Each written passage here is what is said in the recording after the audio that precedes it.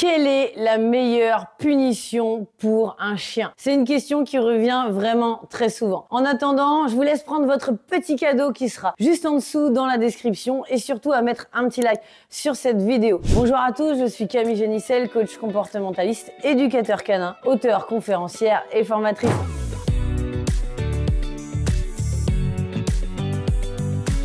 J'utilise les dernières avancées scientifiques pour vous aider à mieux comprendre votre chien, à mieux l'éduquer et à établir une vie en harmonie avec lui tout en utilisant des méthodes puissantes et naturelles. Et pensez vraiment à vous abonner à la chaîne si vous voulez encore plus de conseils gratuits. Je peux vous suivre et vous aider un maximum pour toute l'éducation de votre chien. Alors, comment punir son chien? En quelque sorte, c'est vraiment une question qui revient très souvent. Eh bien, tenez-vous prêts, je vais vous dire quelque chose d'extrêmement puissant et surtout, c'est une technique extrêmement secrète. Comment punir son chien? Quelle est la meilleure punition que l'on puisse donner à un chien? Eh bien, c'en est aucune. Tout simplement parce que les punitions vont ajouter des moins à votre relation. Alors, je m'explique. Évidemment, le problème, c'est que notre chien, eh bien, il va régulièrement faire des bêtises, il va avoir par moments des mauvais comportements, que ce soit un chiot ou un chien plus âgé. Alors, qu'est-ce qu'on a comme réflexe? Eh bien, aussitôt, on va le prendre et on va se dire, il faut le punir pour qu'il ne recommence pas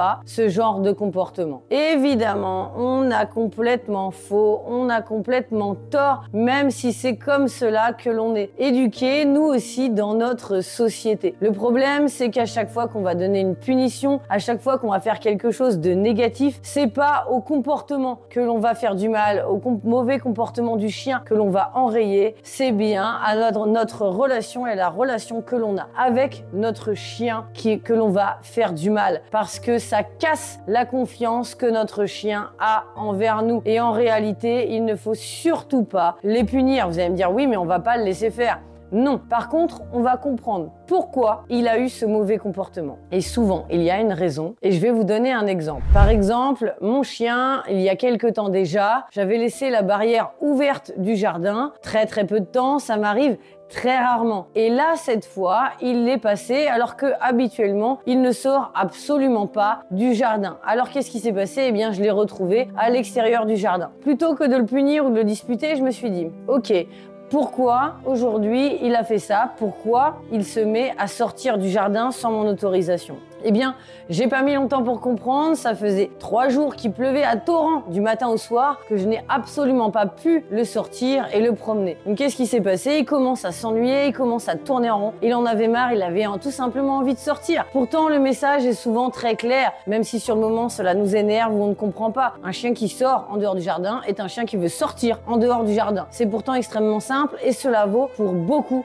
de comportements. Alors qu'est-ce qui s'est passé? Eh bien, je ne l'ai pas puni, absolument pas. Je ne lui ai même pas dit non, c'est pas bien. Je l'ai attrapé et je l'ai promené. Alors vous allez me dire oui, mais ça va encourager son comportement. Non, parce que je l'ai pas fait aussitôt, juste après qu'il soit sorti de la barrière. Évidemment, je l'ai rentré entre deux, le temps de me préparer ou autre, et après on est parti. Par contre, j'ai compris ce qu'il était en train de me dire et je l'ai repromené un maximum, ce qui est le cas évidemment tous les jours depuis que je l'ai, donc ça fait très longtemps maintenant. Et je peux vous assurer que lorsque l'on comprend pourquoi un chien a tel ou tel comportement et que l'on agit sur la cause et non sur le symptôme, eh bien automatiquement on a toujours d'excellents résultats. Donc le chien n'est jamais ressorti en dehors du jardin sans mon autorisation et pour cela je n'ai pas eu besoin de le punir, de casser la confiance qu'il a eu en moi. Bien au contraire, j'ai réétabli un autre lien positif et communicatif quelque part en lui disant ok, j'ai compris, t'es sorti en dehors du jardin, c'est que t'en as envie. Alors il n'y a pas de problème, je vais aller te promener un maximum, on va récupérer nos 2-3 jours de retard et comme cela tu ne sortiras plus du jardin. Et c'est exactement ce qui s'est passé. Voilà, c'est tout simple.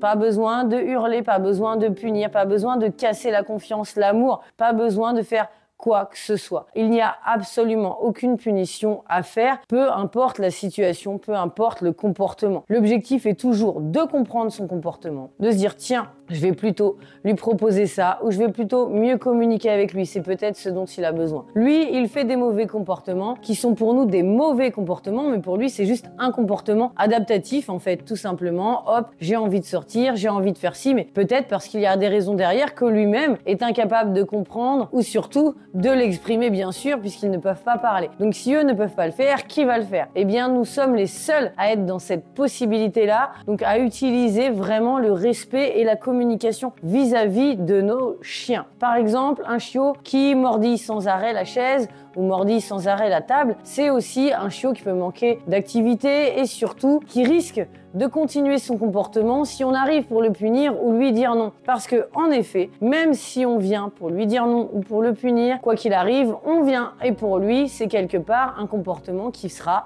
validé. Donc le mieux est de surtout rien dire, rien faire, de se demander pourquoi il fait ça. Est-ce que peut-être il s'est ennuyé? Est-ce que peut-être pour la prochaine fois, on peut pas trouver d'autres activités ou lui donner un jouet ou détourner son attention? Est-ce que tout simplement, il ne fait pas cela peut-être parce qu'il manque de maturité, parce qu'il est juste petit en réalité? Est-ce qu'on peut pas tout simplement l'accepter et se dire ok, eh bien on va juste détourner l'attention sur autre chose et on va attendre que jeunesse se passe, parce qu'en fait, souvent, on fait un mauvais rapprochement. Eh bien, ce qui se passe, c'est que par la suite, le chien grandit et donc il ne fait plus de bêtises. Mais il ne fait plus de bêtises, pas parce qu'on l'a puni entre deux quand il était petit, parce que tout simplement, il l'a grandi. Et le problème, c'est que nous, si on le punit à ce moment-là, on va croire que c'est grâce à nous, on a encore maîtrisé beaucoup de choses et c'est grâce à nos punitions. Eh bien, je suis toujours honnête avec vous, vous le savez. Non, c'est absolument faux. Ce n'est pas grâce à vos punitions, c'est tout simplement parce qu'il a grandi, il est devenu mature. Alors, est-ce qu'on peut pas tout simplement